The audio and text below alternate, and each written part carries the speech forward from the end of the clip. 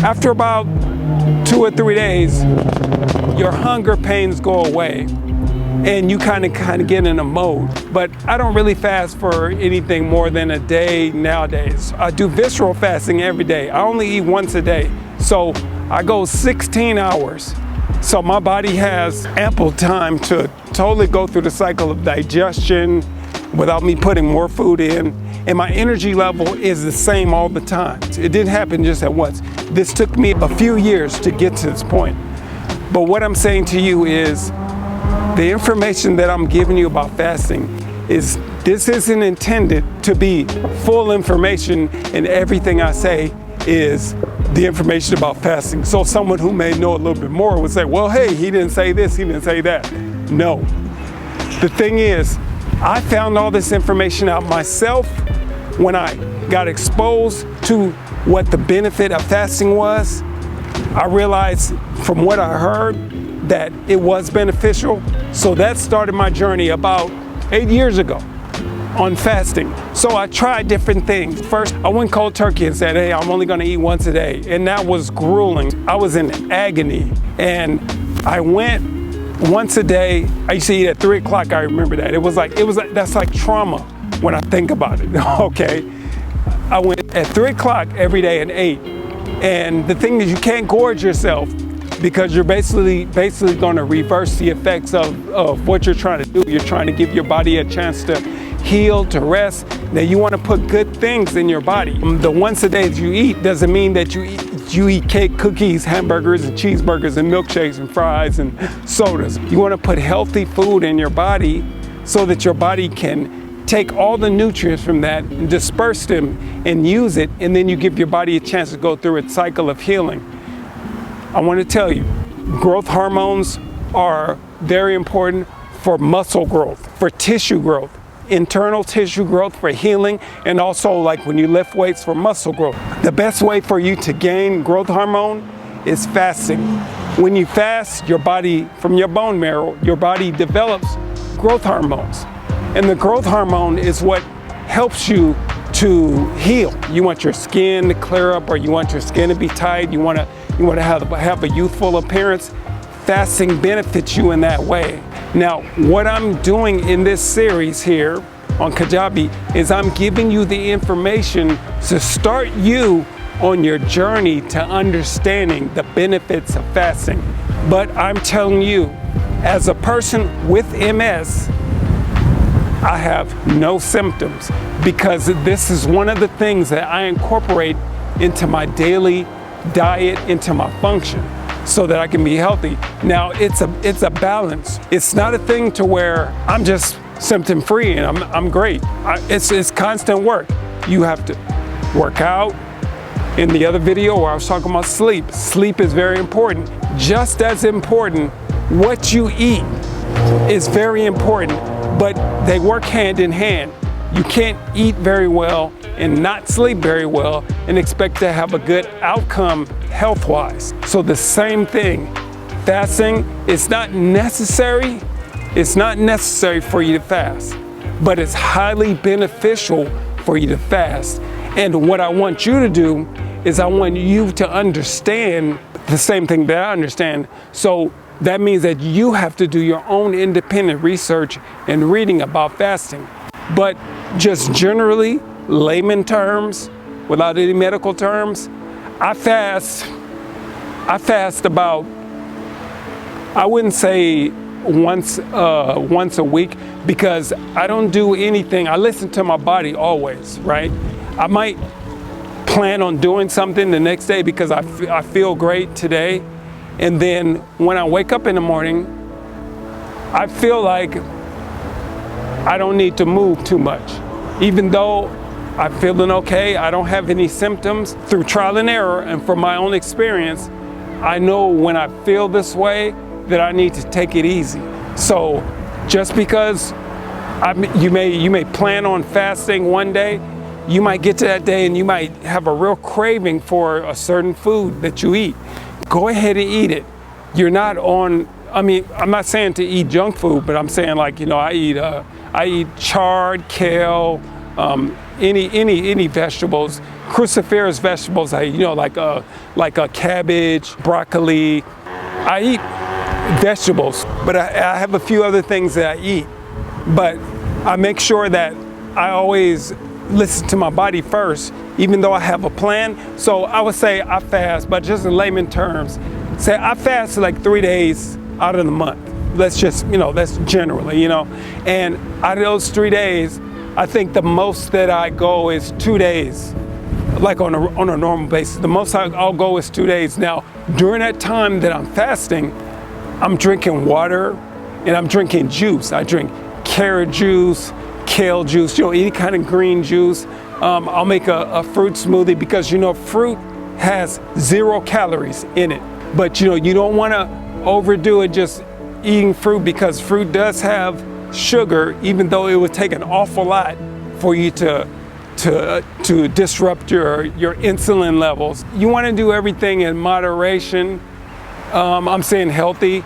I really don't believe in smoking cigarettes in moderation or drinking in moderation or doing drugs in moderation. I don't believe in that. I know that people say anything in moderation, but I say anything healthy in moderation. And fasting is one of those things too. I can go on a 30-day fast right now. The health benefits are tremendous, and I'm in the position to do it. But as long as I keep up with my health every day, I have a daily regimen, I work out a weekly regimen. I do maybe 3 or 4 days a week with the workout. Sometimes I'm feeling good and I do more, but I always am mindful that I have MS. So even though I feel great and my energy levels are great, I have been in a position before where I felt great, so I just went 110%, and then I got the repercussion from that. So you want to keep it balanced. Like, I feel great, so I'm trying to stay feeling great. So what I do is, I'll go work out for 30, 45 minutes, make sure I get my sets in, and that's good. Then I'll make sure I drink water during my sets, and then I'll go and I'll do my work, make sure I stretch. Actually, my girlfriend was telling me I need to stretch more, but the stretching really helps, stretching. And you don't have to be an exercise guru. You don't need to do everything perfect. You just need to do something. And then guaranteed, believe me, in time, you will learn techniques and things that fit you. Remember, MS is like a thumbprint. Everybody's MS is different. I could stand right next to somebody else that has MS, and we could share some of the same symptoms and similarities in our disorder, but how I care for myself is going to make a big difference in how they care for themselves. It's going to be differences, but we could both learn from each other, and then you just incorporate things that work for you. So this is what I'm doing when I'm telling you about fasting. This is something that I learned because we all know about it. Thousands of people worldwide fast. Even in some cultures they fast, and it's been proven scientifically to be beneficial for everyone, health-wise. For a person with an autoimmune disorder, leaky gut syndrome specifically, I know you've heard that if you have MS, leaky gut, fasting helps to tighten up, to close up those pores, of the leaky gut, so that your food won't leak out into your system. Also, the food list that I gave you, you need to follow the food list so that should you ingest foods in your body and they get into your system, they're not going to cause your body to react.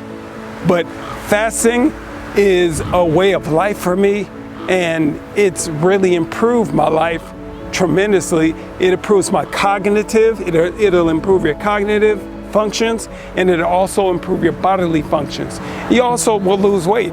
But remember, you don't just lose weight automatically from not eating.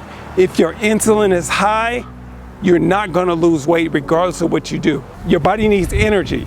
So you're not putting energy in it, so now your body goes into survival mode and it pulls from the insulin that's in your body. So when your insulin levels get low enough, then your body starts burning the fat. And that's how you lose weight. But if you're constantly eating candy bars and cookies and sugary snacks, your insulin levels are going to be up here. So even though you feel like you didn't really eat that much, you're not going to lose any fat because your body doesn't burn fat until your insulin levels are low. So remember that. The only way that you can make your insulin levels low is by not putting food in your mouth, by fasting. And it only takes 6 to 8 hours. If you fast for a day, your insulin levels will go down and then your body will start burning the fat. And it's beneficial to someone with MS, especially if you have a lot of excess visceral fat, because you need to burn that fat off. Of course, you can work out and everything too, but it's really going to help you to burn the fat if you have MS, because having the fat stored in your body also slows down your other bodily functions like healing. Your healing is slower and your functions are slower. So when you remove the fat from your body, then your body also can heal. So you want to make sure that you fast intermittently first. Don't go cold turkey. Don't try to go 2-3 days. Don't even try to go a day. Just go a few hours. You know what I mean? Go half the day. Like say if you wake up at 6, you know, don't just get up and just throw something in your mouth. Wait till 12 o'clock and then go ahead and eat, and then have a window of time. Be mindful of what you're doing. Say, I'm going to eat from 12 to 6. After that, I'm shutting it down. You see what I mean? So this starts your journey on fasting, on living with MS symptom-free. This is just the beginning. This starts your journey on fasting, living symptom-free, having MS. You have to start somewhere. Looks like a pretty good day today. So, hey, today is a good day, better day than any, right? So go ahead and download the PDF that I have on fasting and start your journey. And if you have any questions, you can always email me and contact me. Until then, I'll see you in the next module.